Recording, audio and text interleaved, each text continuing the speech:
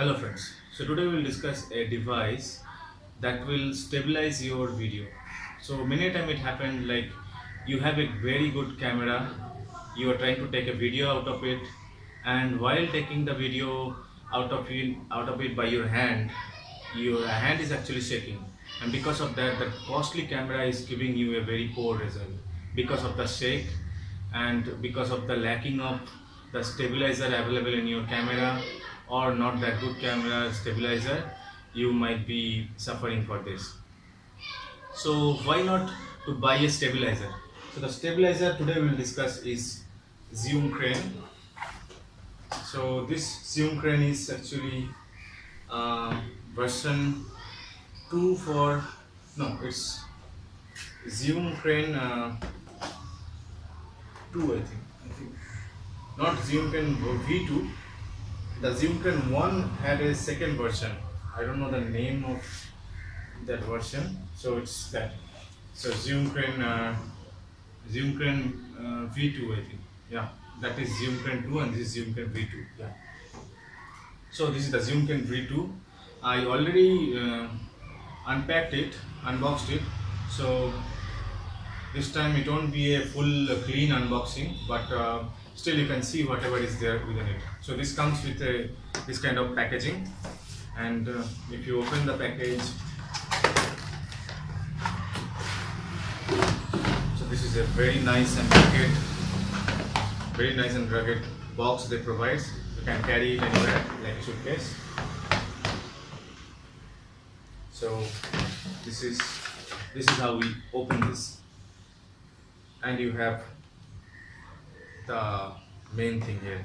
So this is the main body. So usually any stabilizer as such contains all the, sorry, this this particular thing doesn't came with this. I will just remove it and I'll introduce when the need will come for this. And there is a problem in this V2 I figured out, and to solve that, actually it's specific to the mirrorless cameras. To solve that, we will need this one, and why and all details, all the physics behind that, everything will come back. So this one I'm keeping aside, it's not coming with the package. So this is the thread, I'll describe later. So this is the main body. So this body, you can see it has so many moving parts. So this is 3-axis gimbal. There you might see some gimbals having only 2 axes. So what are the axes? So this is roll, this is yaw, and this is pitch. So these are the 3-axis movements. So why we need 3-dimensional 3-axis gimbal or 2-axis gimbal? What is the difference between 2-axis and 3-axis? All these things we'll learn. So this is the main part. Yeah, it has the motor here. These are the different 3 motors, and the main some circuits will be there around, and this is the battery case. So we'll bring out the batteries. Now this is the other part of the gimbal. You have to put it here, but before that you have to insert the batteries. So they provide 2 pair of battery. So this is 1 pair. This itself lasts so long. I have never exhausted it. What is the exhausting period or how long it lasts? You can check the specifications. I'm not going into that details. And you have 1 more pair of battery, and they have a battery charger also. Let me get it out. So this is the battery adapter that also comes with this package, and just put it here like this, and there are 2 USB ports you can enter for giving double power. So you can enter only 1 power cable, and then you can see it charging. Both of the battery will charge. But if you provide the both side battery charger or adapter from the power cable, you will get, it will be double. It will be charging faster. It will be double the speed probably. So there are the indicators that will tell you when it fully charged and all these things as usual. For good branded companies will provide this. So keeping aside all these other things, and that's it. It has this screw you already saw, right? So this screw, they provide this kind of two screw. So they are two different threads depending on 1/4 inch and half inch. I think that are the two threads globally available. It can fit with anything. So it has a weight capacity of, I think, minimum 300 gram to maximum 1.5 kg, something like that. Yeah, 350 gram to 1.8 kg is the carrying capacity. So we will stabilize this. Before that, we'll know what we are exactly doing when we'll try to stabilize a gimbal, as such any gimbal. So let's take an example. So think about this. This is a suppose this is a one-dimensional object, and you want to stabilize it. Stabilize means what? There should be one point by which, if you try to keep this object, it will be in stable state. It will not fall down. It will be there. So it is like,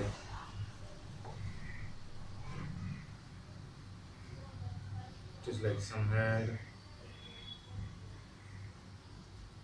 you have to find out. So that is what we will be doing there, that finding out the point. So suppose this is for a single dimension, only the length available. Suppose it doesn't have any thickness. So for that, this is the center of gravity, or the point through which if you suspend it without any external force, then it will be stable. So this is for a single dimension. Now go to a two-dimensional object, length and breadth. So you find out that single dimension length. For that, this is the point, but that is not enough. You have to find out a point. It's a line, because it's a two-dimension. You have to find out a point that is lying within this line. So you're actually finding out per dimension. For one dimension, you're finding out what is the center of mass, and then out of that you're finding out the center of mass for the other dimension. So this is the line. So obviously the center of gravity, or that stabilized point, will be falling under this line. So we'll forget about all this side. This is the line. Somewhere here we have to find out the point. So because it is a two-dimension thing, we will calibrate across one dimension, which is the length, and now by this line, by breadth. So this line I am trying to put somewhere the button, somewhere my finger, and try to see where it's stabilizing. So this is the stabilizing point, by which by this point, if I put a thread and suspend it, it should be in equilibrium position. It will be stable. So that is the stable point of a two-axis gimbal, you can say, or a two-dimensional object. You have to calibrate for two dimensions, so twice. Now let's come for a three-dimensional object. So you already got a for the first dimension, suppose you got a point, and for the second dimension, out of the line you got another point. I'm not stabilizing it for the time's sake. And then suppose it is stabilized, and then it's not enough, because now you have a height and an extra diameter. So out of the height, that line, that thickness within that line, if I put a needle inside this, through this line, on that needle there will be a point where if you suspend this three-dimensional object, it will be in stable state. So that is the third dimension we have to stabilize by some means, but it's not possible for this. We have to make a hole and find out that point, and have to do something in that point, so that really we can tie a thread or something into that point and hold it like this, and it will be in stable state. So that is just the idea about what we really try to do while we try to stabilize any stabilizer gimbal, and like this electronic gimbal, that can be a handheld gimbal, that will come to some other channel. That will come to some other video. We will post some other video for that. Okay, so let's come to the stabilizing point. For that, I should have a camera. So I will bring out my Sony A6500, which is a mirrorless camera. And before we start all this, we have to make the plane really perpendicular. sorry, really horizontal to the main plane. So for that I have taken this table. This table is really horizontal, I can assume. And then let's try to fix it on the plane. So I have taken one tripod. This is small mini tripod. It doesn't comes with this, but it comes with the mobile 3-axis gimbal or mobile gimbal. I don't know how many axis. Zhiyun Crane provides a mobile gimbal, and that is very cheap. I think like cheap in cost, but quality is very good. So that comes with this kind of one tripod, mini tripod. So I bought it separately because it doesn't come. Zhiyun Crane V2 doesn't comes with that, and this will be my plane by which I'll be stabilizing. Now let's. This is the positive side of the battery. That will be on the top. So all the positive side will be on the top. That way we are putting down all this thing and locking the thread.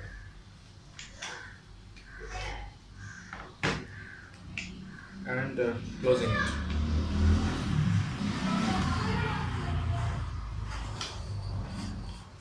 So it is done. Now what we will do? Okay, better because this is very light. I will prefer to thread it like this. Okay, now it's tight. I'll allow it to rest on the plane. I see there is a tilt because this ball head has a tilt. I'll loosen it up and make it perpendicular to the ground and tight it as much possible. But this ball head tripod has a problem. This ball slips when it gets too much load. Okay, so this is the state of this gimbal for now. And if you try to switch it on now by these buttons, there are some buttons to play with this. So this is the power button. Once you power it up, it will try to stabilize. But as you saw, the 350 gram is the starting weight. So there should be some weight, at least the 350 gram weight at least on this, so that it can start stabilizing. Otherwise, there will be extra pressure on the motor, because this part itself has a big weight. It can't. It won't be good. Or no, okay, we'll not go to the details. So let me bring my camera. Okay, so here is my camera. So the rule of thumb is, or you must do, is remove all the moving parts, or whatever you really won't have while shooting on the gimbal, like the strip. You have to remove the strip. It has a weight, and it can change the center of gravity.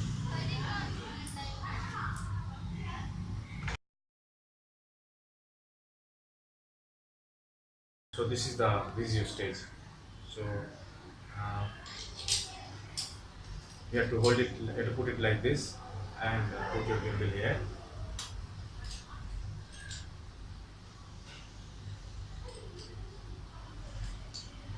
So this is the bigger thread. I should use this thread.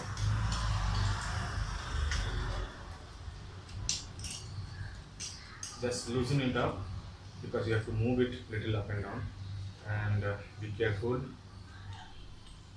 Just tighten it a bit.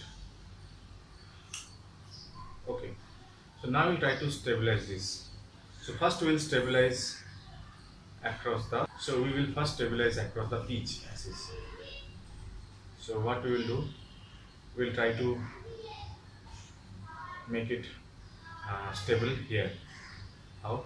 So we'll loosen it up, and so these things are movable. See, this is a movable. Left and right, you can move it, if you can see. And see, if I move it in the farthest corner, it comes out till this, it will lock here. So don't worry. And it's in unstable position, and your head can bang on the surface. Be careful. So let me go back to a good state and try to insert it further more, and see, it's now stable. It's like it's stable. Let me tighten it up. See, it's pressing down, and now we'll try to move it up or back. back or front, to see how much it is getting stable. We need to bring it into this position now with a stable condition. So how to do that? For that, we will move our camera or the subject, move our camera front and back.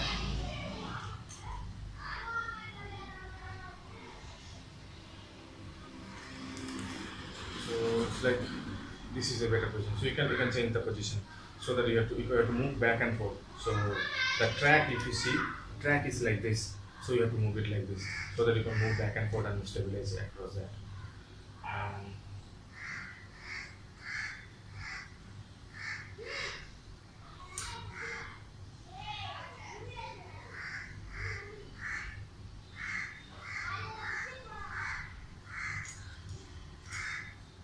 Stabilize this. Now it is little tilt on the left. So what we will do, so this part you see, this can slide again on this track. So you can loosen it up and move little this side. See how much in it. Move left and right.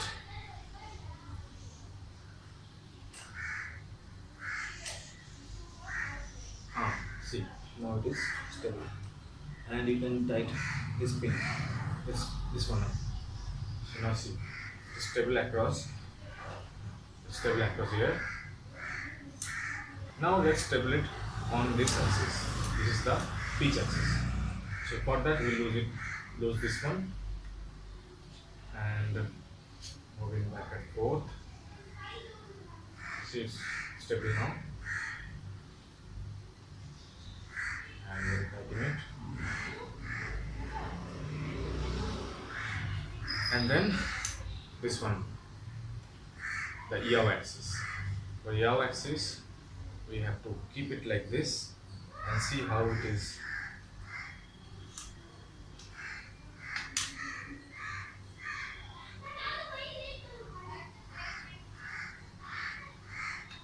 Now see, while trying to move it like this, it is hitting the base. So there is a problem of the center of mass getting shifted too much towards the down. Because it's a mirrorless camera and the weight is very less, so the center of mass is actually falling down. It's somewhere in the downward, not in the upward. Somehow if we can elevate it little up, then the center of mass can go little up and then we can get some breathing space here. We don't hit it. So in this way also we can find out. So for that what I did is, this is one more, somehow you have to elevate it. So I found this one from one of my mechanical gimbal. That is not electrical. So this one to elevate this much thick up. So I found that works pretty well for me. But you see, these two axes, if it is already stabilized, you have different position also. Yeah, fine. So see, if this two axis is already stabilized, and if you feel that you are not going to shoot it like this, you are just trying to keep it like this, then there is no much work of this axis. So sometimes we'll see two axis gimbal because the two axis is bare minimum, and the third axis you may or may not use. So in case if you are not using this axis and you're shooting like this, you can do this kind of movement and this kind of movement and also this kind of movement. All these three motors can move by this joystick. This joystick will give you the features. For that we'll create another video. So, and there are some other modes and all, follow mode and many things. Those we'll discuss in a later video. So without stabilizing this across this axis or the yaw axis, you can still use the gimbal. So in that case it's okay. You don't have to buy anything extra, or you don't have to hook it up. But in case if you want to use this axis also, so let me open it and tie it up with the other one. So what I will do, just move it up. I'll tie this one up here.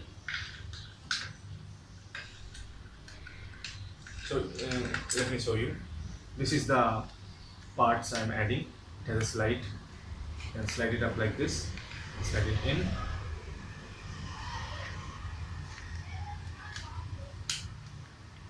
and it has two holes, and I'll put it into here by through this to tighten it up.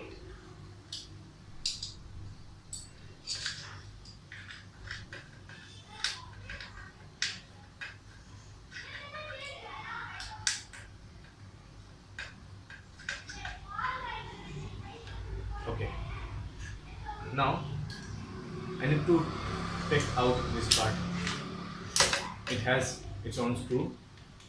I'll just fix it with my camera.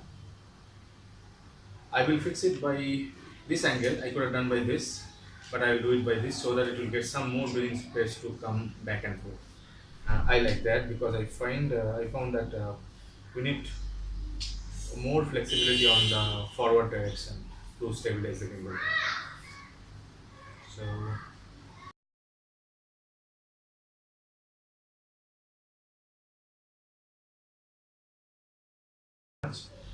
and then let's put it in.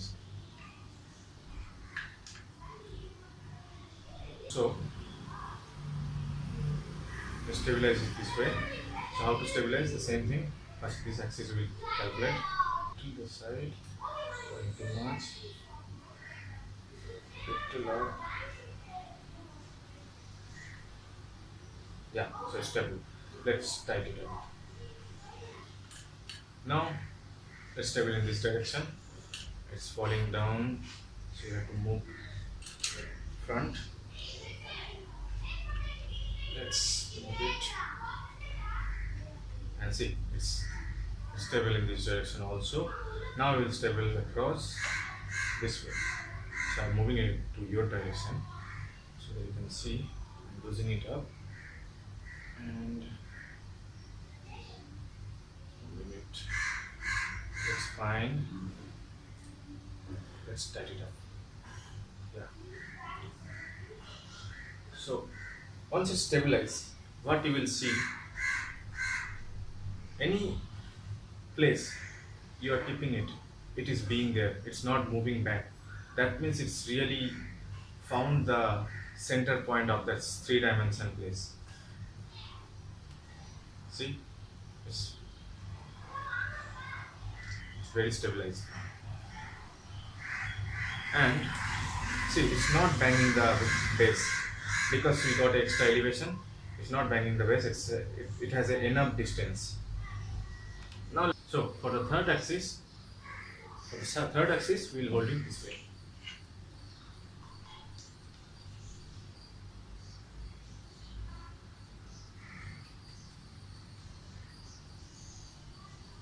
And see, if it is stable on this axis, that means it's good to go.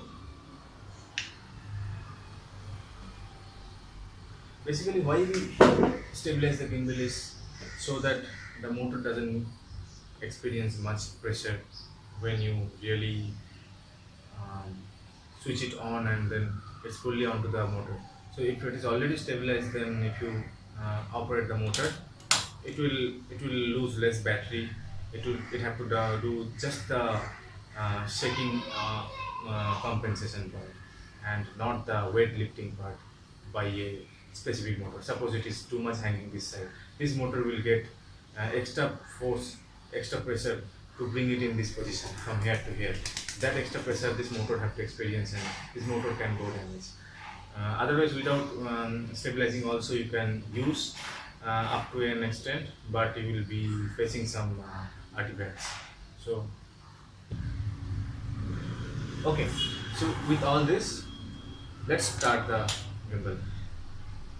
And one more thing, if you add this tripod and don't remove it, it's a good thing because you will get some more grip to hold it, and mistakenly you will not hold this part and press the button mistakenly. So this is a good, you will get a good arm to hold, and your hand will not pain so soon in that case. Otherwise your hand might get extra force and you can't You can use it for a long time.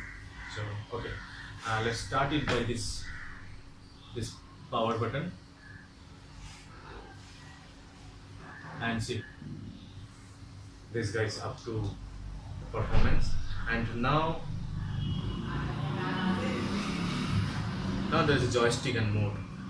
So what the mode will do, so by default it will be in follow mode. Follow mode means how you move your hand left and right, it will follow your hand movement, but up and down, nothing.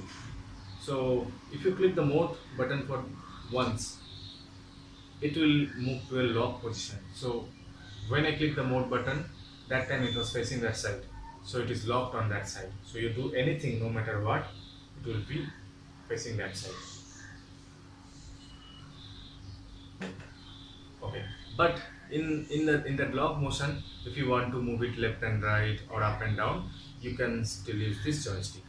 So what I will do, we are trying to slide the joystick this side, and see it is moving this way.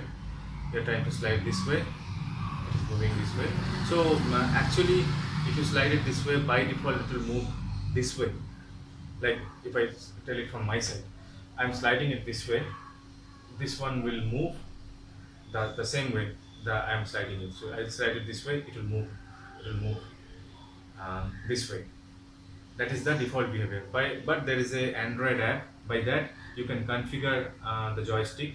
So I have configured, because I felt comfortable if I slide it this way, it will go this way. So you see, I am sliding this way and it is moving this way.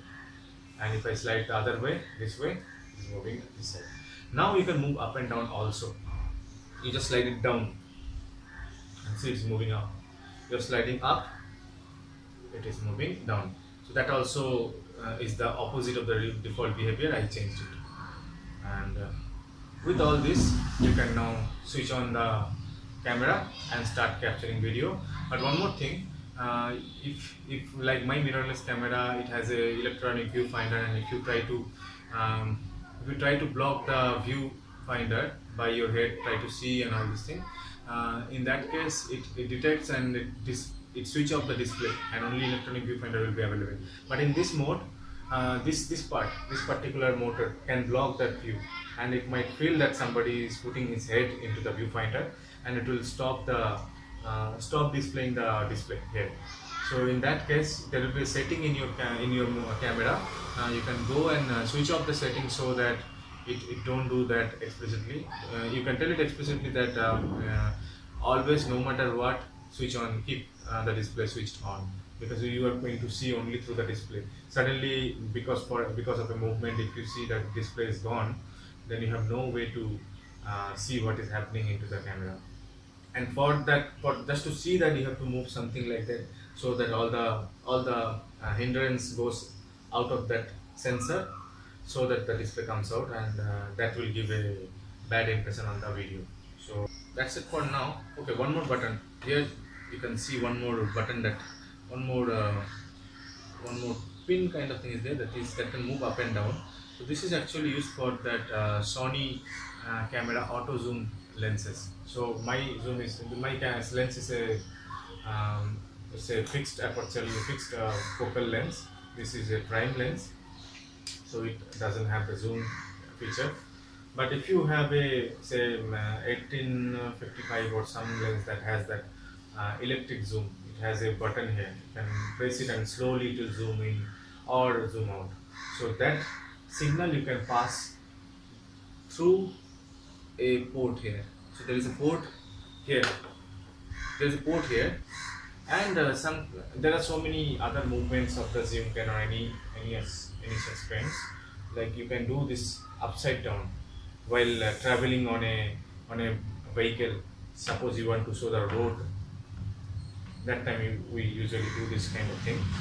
We hold it like this, and suppose I'm in a vehicle and just moving it in the level of road, and then shooting from the road level. So those kind of things, different stunts are there. Okay, so that's it for now.